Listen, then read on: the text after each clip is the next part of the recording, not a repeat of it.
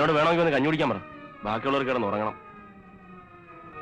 എന്താ നീ കഞ്ഞി കുടിക്കണില്ലേ? നിനക്കെന്താ വിഷമം? ഒന്നുമില്ല, നെബീസിന്റെ കാര്യം ആലോചിക്കായിരുന്നു. എന്റെ ഈ കൈകളിൽ കിടന്ന് വളർന്നവളാ അവള്, എന്റെ മറ്റൊരു പെങ്ങള്. ഇന്നവള് കല്യാണ പെണ്ണായി. ആ കല്യാണം നടക്കണം മത്തായിച്ചേട്ടാ. എങ്ങനെയും ഞാനത് നടത്തും. ഒരു നിവൃത്തിയില്ലെങ്കിൽ ഞാൻ ഒരു മാർഗം കണ്ടിട്ടുണ്ട്. എടാ ബാലകൃഷ്ണ, സത്യം പറ, നീ വല്ല ബാങ്ക് കുത്തിപ്പിടിക്കാൻ പ്ലാൻ ഇട്ടിരിക്കുക? അതൊന്നും വേണ്ടി വരില്ല, പണം കിട്ടും. പക്ഷേ ഞാൻ എന്തിനു വേണ്ടിയാണോ ഈ നഗരത്തിലേക്ക് വന്നത്, എന്ത് നേടാനാണോ ഇത്ര നാൾ വലഞ്ഞത്, ആ ജോലി എനിക്ക് നഷ്ടമാവും.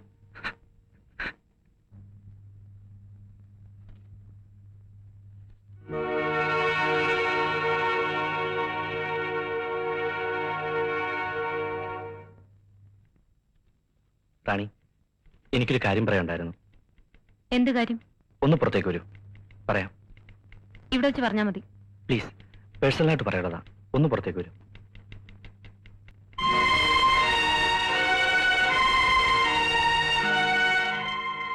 എന്താ? റാണി അന്നൊരു ദിവസം എന്നോട് പറഞ്ഞില്ലേ 50,000 രൂപ കൊണ്ട് തന്ന ജോലിന്ന് മാറി തരാമെന്ന്? കാര്യമായിട്ട് പറഞ്ഞാണോ അത്?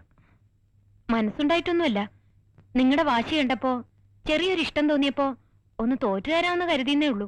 50,000 പോയിട്ട് 50 പൈസയുടെ നിലയും വിലയില്ല തുരുത്തനാ ഞാൻ. കടം കൂടിയപ്പോഴാ നാട് വിട്ടത് തന്നെ.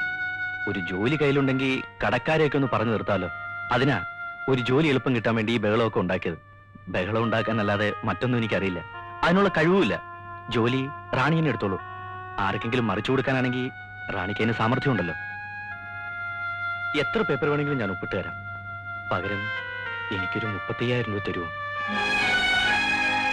പെങ്ങളുടെ കല്യാണത്തിന് പണ്ട് വാങ്ങിച്ചൊരു കടമുണ്ട് എനിക്ക്. അത് ഉടനെ തിരിച്ചു കൊടുത്തില്ലെങ്കിൽ ആ പെൺകുട്ടിയുടെ കല്യാണം മുടങ്ങും. സത്യവും ഞാൻ ഈ പറയുന്നതൊക്കെ. വളരെ പ്രതീക്ഷയിലാണ് വന്നത്. ഇപ്പോ റാണി എന്നെ സഹായിച്ചില്ലെങ്കിൽ ഞാൻ ആകെ ബുദ്ധിമുട്ടിലാവും. പ്ലീസ്, പറ്റില്ല എന്ന് പറയരുത്, അവധിയും പറയരുത്. ഇത്രയും വലിയൊരു മണ്ടത്തരം ബാലകൃഷ്ണൻ കാണിക്കണം. അത്യാവശ്യം കൊണ്ടാ. ഈ കച്ചവടത്തിൽ റാണിക്ക് ഒരു നഷ്ടവും വരില്ല, വലിയ ലാഭം ഉണ്ടാവും. പിന്നെ റാണി ഒരു സാമർത്ഥ്യകാരി ആയതുകൊണ്ട് ഞാൻ മനസ്സറിഞ്ഞ് തോറ്റു വരിക. എത്ര പെട്ടെന്ന് അറിഞ്ഞു കഴിഞ്ഞിരിക്കുന്നു എന്റെ സാമർത്ഥ്യമൊക്കെ. ഒരു കാര്യം ചെയ്യൂ, വൈകിട്ട് വീട്ടിലേക്ക് വരൂ, അവിടെ വെച്ച് സംസാരിക്കാം. ശരി, വരാം. റാണി, വീട് എവിടെയാന്ന് പറഞ്ഞില്ലല്ലോ? മരിയ ഹോസ്പിറ്റലിന് തെക്ക് ഭാഗത്ത് 4ാമത്തെ വീട്. താങ്ക്സ്.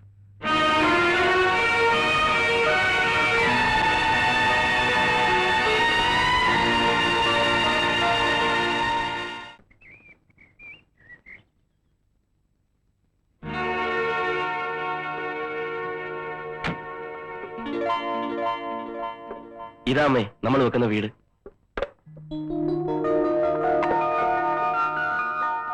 ഇത്രയും വലുതോ? ഏതായാലും വെക്കല്ലേ അമ്മേ, ഇത്തിരി വലുത് തന്നെ ആയിക്കോട്ടെ. ജീവിതത്തിൽ ഒരിക്കലല്ലേ പറ്റൂ. നമ്മൾ നടന്നാട്ടെ. അണ്ണാ, പെട്രോൾ പെട്രോൾ ഒഴിക്കാടെ കിടന്ന് ചാവാ. സാറേ, സാറ് കൽക്കട്ട എപ്പോഴെത്തി? ഇന്ന് രാവിലത്തെ ഫ്ലൈറ്റിലെത്തി. നേരെ അമ്മയും കൊണ്ട് ഇങ്ങോട്ട് പോകുന്നു. ഞാനിവിടുത്തെ മേസ്ത്രിയാ. അമ്മയെ പറ്റി സാറ് എപ്പോഴും എന്നോട് പറയാറുണ്ട്. ഇന്നലെ വൈകിട്ട് കൂടി പറഞ്ഞു. അതെങ്ങനെ? താനും കൽക്കട്ടയിലാണോ താമസിക്കുന്നത്? അതെ, ഞാൻ കൽക്കട്ടയിൽ നിന്ന് ഫോൺ ചെയ്തിരുന്നു. വീടിന്റെ പണി എളുപ്പം തീർക്കണം, അമ്മയ്ക്ക് ഒന്ന് കാണാനുള്ളതാണ്. അതാ അല്ലേ? അതെ. അമ്മ ഇങ്ങോട്ട് നടന്നാട്ടെ.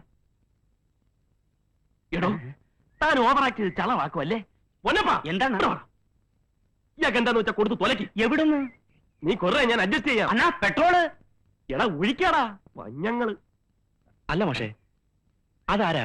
അവന്റെ അമ്മയാണോ? അമ്മ തന്നെയാണോന്ന് എനിക്കും സംശയമുണ്ട്. അല്ല, അച്ഛൻ. ഇയാളും ചുമ്മാ ഇടൂ. താനെന്തിനാ എന്നോട് ചൂടാവുന്നത്? ആശാനെ, അമ്മ തന്നെയാണെന്നാ എന്നോടും പറഞ്ഞിരിക്കുന്നത്. ഇന്നലെ വൈകുന്നേരം വന്ന് ഉറപ്പിച്ചിട്ട് പോയതാ. അമ്മ വരുമ്പോ ഇങ്ങനെയൊക്കെ പറയണമെന്ന്. ഏതായാലും ആള് മഹാവില്ലനാ. അതാണ് നമ്മുടെ ഓഫീസ് റൂം. അവിടെ നമ്മൾ കംപ്ലീറ്റ് മാർബിൾ ഇടാനുള്ള പരിപാടിയാണ്. ഇവിടെ അമ്മയുടെ ഒരു വലിയ ഫോട്ടോ, ഇവിടെ ഒരു ഊഞ്ഞാൽ അമ്മയ്ക്കിരുന്ന് ആടാൻ. ഇവിടെ നമ്മൾ കംപ്ലീറ്റ് സ്ക്രീൻ ഇടും. അപ്പുറത്തെ ഡൈനിങ് ടേബിൾ, അവിടെ ഞാനും അമ്മയും എന്റെ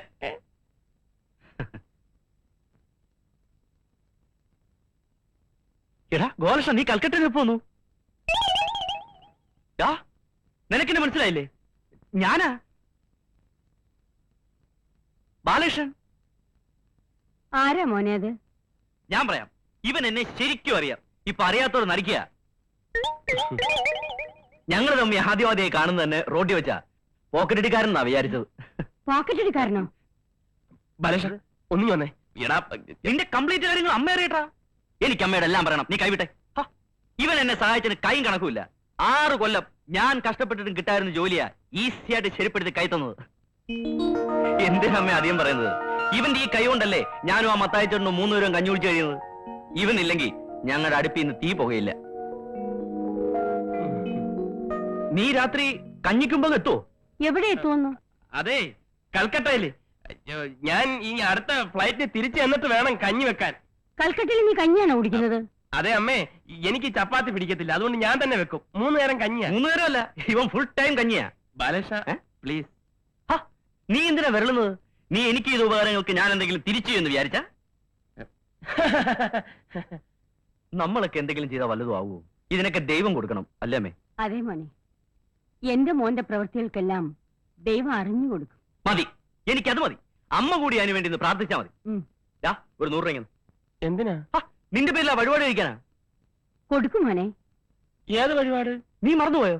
അന്ന് ആ വെള്ള പേപ്പറിൽ ഒപ്പിട്ട് കൊടുത്ത ആ ഗണപതിക്ക്. ഇവനിങ്ങനെ എല്ലാം മറക്കും. സ്ഥിര സ്വഭാവം. അമ്മേ, ഞങ്ങൾ പോരാ. ഡേ നീ വന്നേ.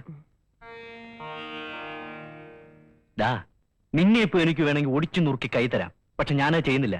നിന്നോടൊക്കെ പ്രതികാരം ചീട്ടി ഈ ബാലകൃഷ്ണൻ ഒന്നും നേടാലടാ. വയ്ക്കോ, വയ്ക്കോടാ. ഒന്ന് നിന്നേ. ഒരു കാര്യം കൂടെ ചോദിച്ചോട്ടെ. ആ സ്ത്രീ അത് നിന്റെ അമ്മ തന്നെ ആന്നോടാ പട്ടി?